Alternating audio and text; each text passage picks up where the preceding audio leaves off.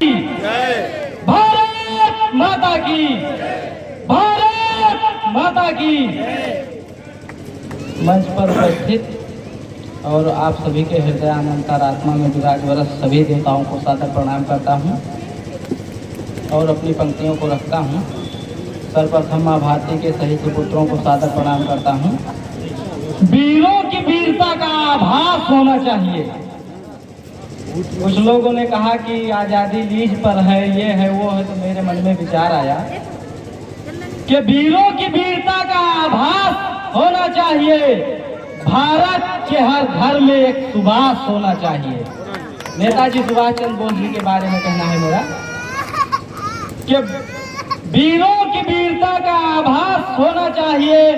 भारत के हर घर में एक सुभाष होना चाहिए और खंड खंड टुकड़ों में बंट गया जो मेरा भारत, खंड खंड टुकड़ों में बंट गया जो मेरा भारत, उसको फिर से अखंड करने का प्रयास होना चाहिए।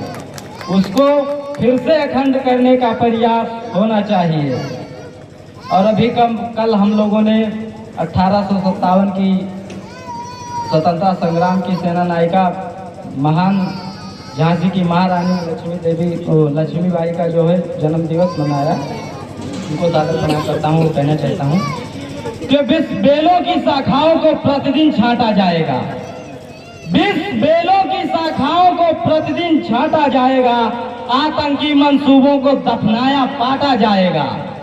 20 बेलों की शाखाओं को प्रतिदिन छांटा जाएगा, आतंकी मंसूबों को दफनाया पाटा जाएगा। सत्य सनातन धर्म विरोधी कान खोलकर ये सुन लें, सत्य सनातन धर्म विरोधी कान खोलकर ये सुन लें, जो राम कृष्ण को गाली देगा उसी को काटा जाएगा, जो राम कृष्ण को गाली देगा उसी को काटा जाएगा। राम कृष्ण को कभी उनका अपमान जो है ना भगवान बुद्ध ने किया है, ना महावीर स्वामी जी ने किया है, ना हमारे जगत गुरु नानक जी ने किया है, किसी ने नहीं किया। ये सभी लोग परमात्मा के शरण में गए, ज्ञान प्राप्त किया, महात्मा बने, अपना अपना पंथ चलाया और मैं इन सभी लोगों का बहुत सम्मान करता हूं। और उसके बाद में मैं बताना चाहता हूं आप सभी को, आप सभी के मन में एक विचार रहता होगा और सभी का प्रश्न भी रहता है कि भारत विश्व गुरु कब बनेगा, और भारत विश्व गुरु कब बनेगा, इसका आज आप लोग सूत्र जो है हमसे लेकर जाइए।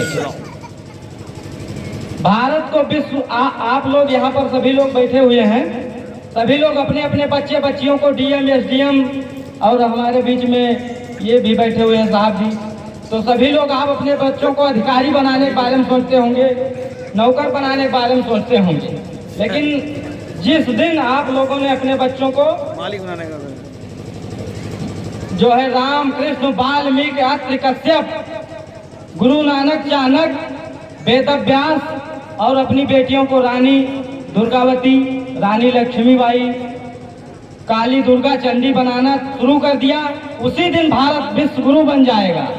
जब आपका बेटा पढ़ लिख कर जाएगा, अंग्रेजों की नौकरी करेगा, दुबई जाकर के उनकी नौकरी करेगा, मुगलों की नौकरी करेगा, तो कहाँ भारत विश्व गुरु बन जाएगा?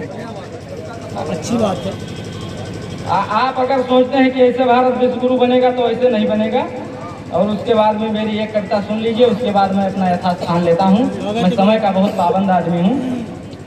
जिसने सदा भारत के वीरों का अपमान किया, जिसने सदा भारत के वीरों का अपमान किया, राष्ट्रद्रोही नारे का ऊंचे स्वर में गान किया, जिसने जीवन दान दिया हो तालुका सुबाह को, फिर कहा वो राम लखन के तीर कैसे हो गए, फिर यहाँ वो राम लखन के तीर कैसे हो गए, रण छोड़कर भागे जो वो वीर कैसे हो गए, दुश्मन को जो काटे नहीं शमशीर कैसे हो गए, दुश्मन को जो काटे नहीं शमशीर कैसे हो गए, जो जिंदगी भर सत्ताधीशों के चरण चुंबन किए, बाहर से कुछ और दिखते भीतर से बहती हुए, बेजुबान जीवों को जो निर्मम गला काटे सदा, बेजुबान जीवों का जो निर्मम गला काटे सदा। ध्यान दीजिएगा, मैं पूछता हूँ कि यहाँ वो पीर कैसे हो गए, मैं पूछता हूँ कि यहाँ वो पीर कैसे हो गए, रण छोड़कर भागे थे जो वो पीर कैसे हो गए, जो शत्रु को काटे नहीं वो शमशीर कैसे हो गए।